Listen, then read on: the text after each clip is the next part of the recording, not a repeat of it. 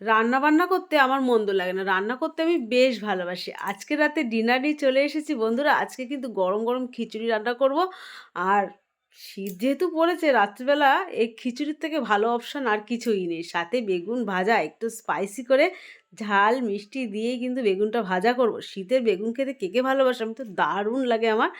আজকে দুপুরবেলাও বেশ বেগুন ভাজাতে অনেকগুলো ভাত খেয়েছিলাম। আজকে যেহেতু মঙ্গলবার আমার নিরামিষ, তো বাড়ির সকলকে চালাকি করে সকলকেই নিরামিষ খাইয়েছি। বছরের প্রথম মঙ্গলবার বলে কথা। এদিকে ভাবলাম খিচুড়িটা কোনো রকম রান্না করব। তো নিজের আবার জিভটাকে আবার মানতে পারি না। ভাবি একটু স্বাদ যাতে হয়, একটু ফোড়ন টোড়ন দিয়ে রান্না করি। সকালবেলা আলুর দম করেছিলাম, সেটাও ছিল। দেখো খিচুড়িটা কিন্তু হয়ে গেছে। কেমন দেখতে হয়েছে? সবজি দিয়ে খিচুড়ি খেতে আমার বাড়ির লোক একদম পছন্দ করে না। খিচুড়ি যখন করছি ভাবছি একটু পাঁপড়টা কেন বাদ দেবো। প্রথমে কড়াইতে তেল দিয়ে পাঁপড়টাকে ভেজে তুলে নিয়ে ওই কড়াইয়ের মধ্যেই কিন্তু আবার বেগুনটাকে ভেজে নিচ্ছি।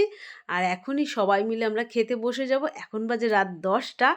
তো ১০:৩০টার মধ্যেই খেয়ে নিই, এটা আমার প্রত্যেক দিনের নিয়ম।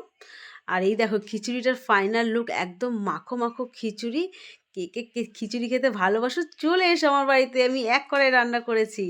আলুর দম, পাঁপড় ভাজা, বেগুন ভাজা। তো সবাইকে গুড নাইট, ভালো থেকো সবাই। আর ভিডিওটা ভালো লেগে থাকলে একটা লাইক করে দিও।